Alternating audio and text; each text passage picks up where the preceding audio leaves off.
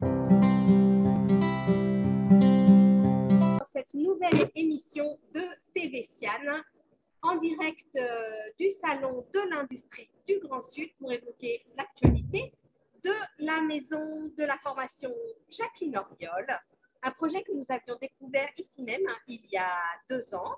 Pour en parler, j'ai le plaisir d'accueillir Christine Barrault. Bonjour Christine. Bonjour.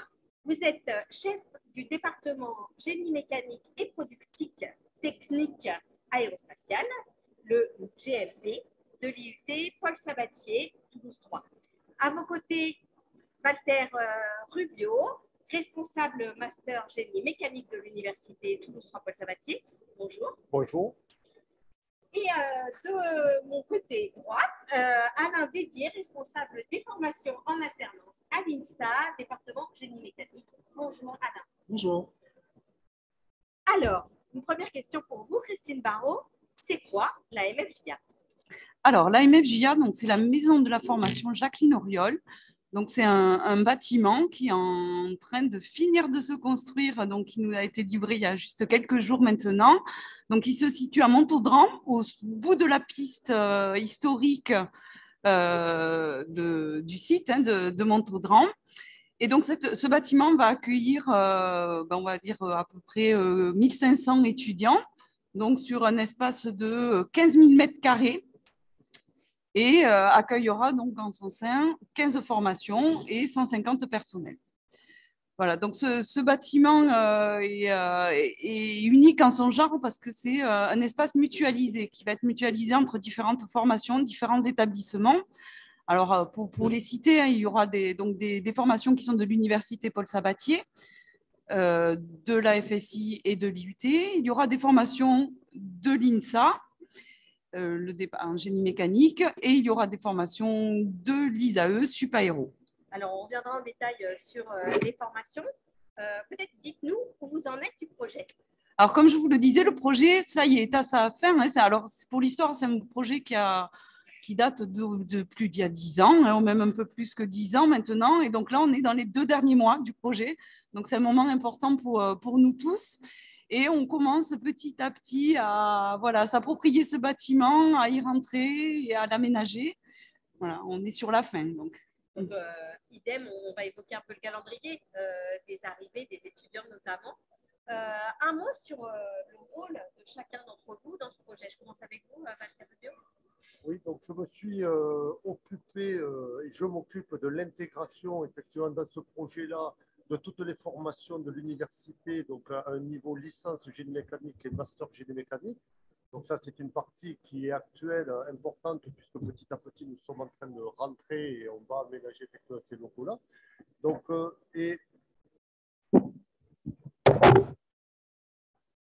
travail également qui a été important, ça a été la mutualisation effectivement de cet atelier, puisque nous sommes dans toutes les formations de génie mécanique. 2000 mètres carrés d'atelier, donc pour montrer ce que va être l'évolution de la fabrication mécanique, donc d'un atelier, donc connecté. Donc on a dû travailler effectivement avec tous les collègues de l'INSA, donc de l'IUT, de nos formations de génie mécanique de l'UT3, donc à la mise en place donc, de ces moyens communs mutualisés, et il faut les partager puisque jusque-là, tous ces moyens-là étaient séparés. De votre côté, Alain Dédier, quel est votre rôle? Le rôle, ça a été déjà de démarrer ce projet. Donc, ça a été quelque chose, on était à l'initiative donc avec quelques collègues de l'UT et de la formation aussi Paul Sabatier. On a mis en place, on va dire, on a été à la genèse un petit peu de ce grand projet d'une dizaine d'années, comme le disait Christine. Et donc, j'avais un peu un rôle de coordinateur adjoint par rapport à ce projet. Et on commence maintenant à voir vraiment le fruit de tout ce travail de longue haleine qui nous a mené donc à mettre en place des formations qui vont être mutualisées, et puis notre travail aussi également d'échange et de partage aussi avec les différents personnels, enseignants qui ont été impliqués dans tout ce projet de manière complète et, on va dire, efficace. Christine Barrault, vous nous avez dit 15 000 étudiants par an accueillis. Non, 1500 étudiants, voilà. C'est 15 000 mètres carrés. Voilà. La règle des 3-15, hein, voilà. mais ne pas se tromper de zéro. D'un point de vue calendaire, comment est-ce que ça va s'échelonner? Alors, au niveau du calendrier, donc là, actuellement, on est en train d'amener le matériel petit à petit. Donc, voilà, jour après jour, le bâtiment s'équipe.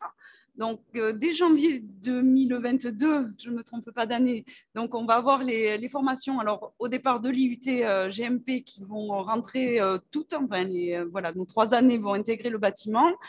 Et les autres vont arriver petit à petit aussi sur quelques enseignements. Et après, on va tous commencer le grand bal en fait, ensemble en septembre 2022.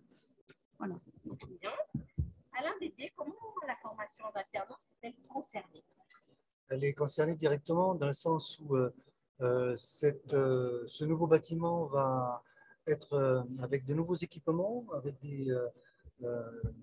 des moyens techniques de haut niveau et de haute technicité, ce qui fait que ça impacte directement et ça intéresse directement les entreprises qui prennent, entre autres, des alternants, des apprentis, sur nos différentes formations, aussi bien en université, formation au centre d'ingénieurs, qu'au niveau de l'IUT, qu'en école d'ingénieurs. Donc, à différents niveaux de formation, ces apprentis vont également participer, vont pouvoir bénéficier de toute cette structure pour pouvoir travailler donc, sur des environnements qui seront proches de ce qu'ils vont retrouver dans leur métier de professionnel par la suite. Il y a cet aspect alternance qui est directement associé avec une voie qui va être diplômante pour ces jeunes, ces futurs apprentis également. Mais il y a également après un autre volet qui est associé à la formation continue, qui est plus une formation actualisante, où là on est plus dans la demande, je dirais, de besoins d'entreprises qui veulent éventuellement faire de la reconversion de personnel, ou éventuellement ça peut être aussi des personnes qui sont également en recherche de nouveaux projets professionnels qui peuvent réintégrer donc, le cadre d'une voie actualisante de formation. Et donc, c'est ce qui se fera aussi sur ce bâtiment et au travers des différentes formations que je citais tout à l'heure. En termes de proportion, combien d'étudiants en formation initiale accueillis et combien en formation continue? Alors, en termes de formation continue, on va parler d'une dizaine à peu près de personnes qui seront concernées, alors que dans le cas de la formation par apprentissage, donc des apprentis qui vont suivre jusqu'à un diplôme, on est plutôt sur des promotions qui seront de l'ordre de 150, voire 200 personnes. Donc on n'est pas du tout sur le même niveau. On a beaucoup plus d'apprentis qui seront impliqués dans ce cadre-là. Une idée du coût du projet et comment a-t-il été financé? Qui sont les partenaires? Alors, le projet est évalué dans des ordres de grandeur à 40 millions d'euros, donc qui a été financé essentiellement par l'État, la région, les collectivités. Le contrat plat est en région là pour de l'équipement également. Donc ça, c'est pour effectivement l'enveloppe globale qui est réalisée. Et pour continuer à investir dans nous montons des projets, effectivement, des PIA, donc pour continuer à pouvoir le financer, à le faire évoluer, parce que ces plateformes techniques sont coûteuses. Et donc, effectivement, nous travaillons avec des partenariats forts industriels pour pouvoir continuer à faire évoluer en fait, nos plateformes perpétuellement. Et donc, c'est à travers des PIA, donc des projets d'investissement d'avenir que nous les faisons évoluer. Est-ce que vous pouvez nous détailler un peu les types de formations qui sont proposées? Alors, dans les types de formation donc, que nous avons à l'intérieur, donc, nous avons depuis le bac, le post-bac jusqu'au bac plus 5, plus 6, donc je reviendrai dessus. Donc, nous avons à bac plus 2, 3, le DUT, BUT maintenant, puisque qui a été modifié, donc on va dire sur de la formation juste après le bac. De la licence 3, donc, et licence 3 professionnelle également totalement en alternance. Du niveau ensuite, bac plus 4 et 5, donc c'est l'INSA, génie mécanique et le master donc de génie mécanique de l'université. Et à bac plus 6, donc c'est l'ISAE Supaéro qui propose également des formations d'1 an. Donc effectivement pour accueillir donc, ces promotions-là au sein de la maison de la formation Jacqueline Oriol. Voilà, c'est donc un niveau de master spécialisé. Et on pourrait même rajouter qu'il y a aussi des niveaux aussi recherche, donc ce qu'on va appeler bac plus 8, des gens qui peuvent aussi utiliser l'environnement pour un niveau pour arriver à un diplôme de docteur. D'accord. Vous accueillerez aussi des doctorants. Voilà, donc il y aura aussi de la recherche aussi associée à l'environnement qui nous sera mis à disposition. Bon, mais excusez-moi, même si le laboratoire, en fait, en soutien de nos formations, l'Institut Clément Ader, est juste en face aujourd'hui de la maison de la formation. Un vrai maillage. Totalement. C'est marrant, c'est que ce projet est totalement inédit. En quoi? Alors, c'est dans cet esprit de mutualisation dans lequel nous avons construit le projet. En fait, jusqu'à présent, on avait des écoles séparées les unes des autres. Chacun avait son bâtiment. Un petit peu, des fois, on allait chez nos voisins.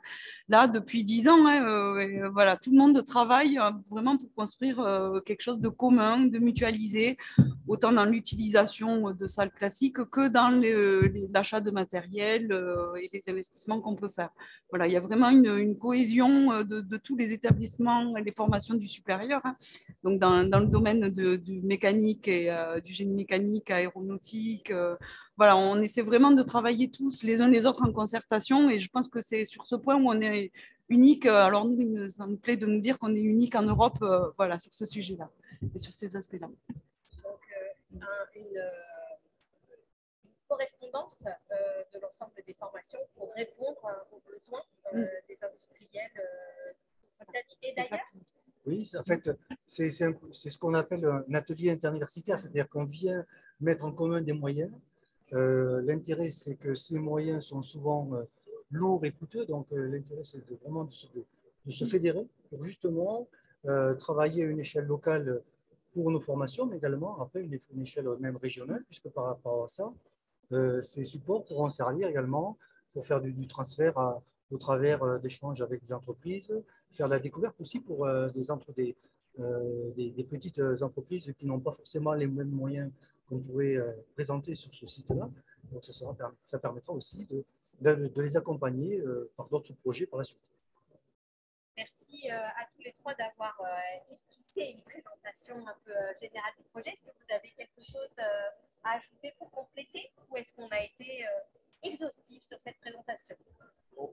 Juste, on pourrait peut-être rajouter qu'effectivement, au sein de notre structure, de notre atelier, donc qui est effectivement de 2000 m², on a ce projet d'usine-école qui est présenté ici au CIAN et qui tous les ans en fait reviendra au CIAN, donc qui sera déménagé, donc qui montre effectivement l'évolution de l'usine du futur, qui sera réintégrée dans la MFJA pour être mis à disposition à nos partenaires industriels qui effectivement pourront utiliser cette plateforme-là et donc qui viendra évoluer au cours du temps et montrer de plus en plus en fait notre savoir-faire et pour pouvoir démontrer vers quoi on doit aller, mais pour garder aussi la compétitivité. Donc voilà l'objectif effectivement de notre structure. Merci Christine Barrault, Mathieu Rubio et Alain Bédier d'être venus sur ce plateau pour évoquer ce projet qui est déjà là. Merci. Merci.